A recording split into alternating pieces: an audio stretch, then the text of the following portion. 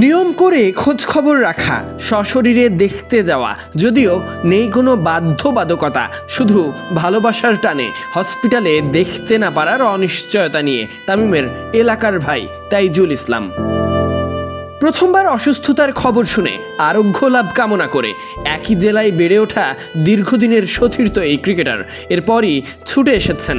দেখার পর এই লেখাগুলো সামাজিক যোগাযোগ মাধ্যমে লিখেছেন, আপনি একজন ফাইটার, তামিম ভাই 22 গজে অসংখ্যবার লড়াই করে জিতে ফিরেছেন। বিশ্বাস রাখি এবারও জিতে আমাদের মাঝে পুরনো তামিম ইকবাল হয়ে ফিরবেন ইনশাআল্লাহ। অসুস্থ হওয়ার পর থেকেই তামিম যে হসপিটালে যখন ছিলেন, তামিমের ছায়াসঙ্গী তাইজুল ইসলাম, এভাবে বললে বোধহয় ভুল হবে। এমনই ব্যক্তিগত জীবনে, ক্রিকেট মাঠে, ড্রেসিং রুমে দুই ক্রিকেটার থেকেছেন একই সাথে। তামিম বড় ভাইয়ের মতো করে, আর তাইজুল সব ক্ষেত্রে সেটা অনুসরণ করে গেছেন। তামিম তাইজুল দুজনের গল্প অবশ্য অনেক পুরনো। নিয়মিতই তাইজুলের খোঁজ খবর রেখেছেন যখন সুস্থ ছিলেন, কখনো কমেন্ট্রি বক্সে, কখনো ফেসবুক স্ট্যাটাসে তাইজুলের পাশে ছিলেন বেডে থাকা এই ওপেনার।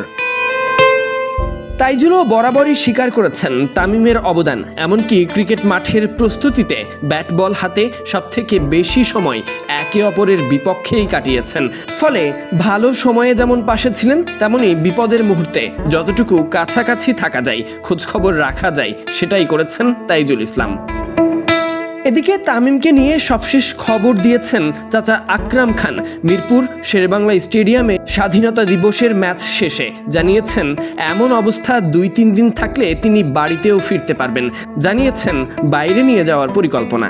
পারিবারিক থেকে সিদ্ধান্ত নিয়ে আমরা দেশের বাইরে নিয়ে ওকে জাস্ট ভালোভাবে আমরা এক্সামিনেশন করে তারপরে একটা রিলিজ হবো আর কি, যে টেনশনটা রাখতে চাচ্ছি না আর কি। দিন শেষে সতীর্থ হিসেবে তাইজুল কিংবা পরিবারের আকরাম খান, তাদের মতোই দেশবাসীও চাই তামিম সুস্থ হয়ে ফিরবেন। তবে সৌভাগ্য কেউ কাছে থেকে, কেউ বা দূরে থেকে দোয়াই রাখে। তবে এই যাত্রায় সকলের প্রার্থনা আর স্রষ্টার চাওয়াতেই তামিম ফিরবেন সুস্থ, সুন্দর, স্বাভাবিক জীবনে। Sadiq Ahmed, Sunny, BD cric time. সেটা এখন আপাতত আমরা এখানে যেটা হওয়ার তো সেটা হয়ে গেছে, যে আপনার রিং লাগানো হয়ে গেছে। বাট ডেফিনেটলি আমরা যত তাড়াতাড়ি সম্ভব পারিবারিক থেকে সিদ্ধান্ত নিয়ে আমরা দেশের বাইরে নিয়ে ওকে জাস্ট ভালোভাবে আমরা এক্সামিনেশন করে তারপরে একটা রিলিজ হবো আর কি, যে টেনশনটা রাখতে চাচ্ছি না আর কি। ঢাকায় পারিবারিকভাবে আমরা ঢাকায় নিয়ে এসেছি এবং ডাক্তারদেরও কনসার্ন নিয়েছি, যে ওনারা বললেন যে আপনার অ্যাম্বুলেন্সে গেলেও কোনো সমস্যা হবে না।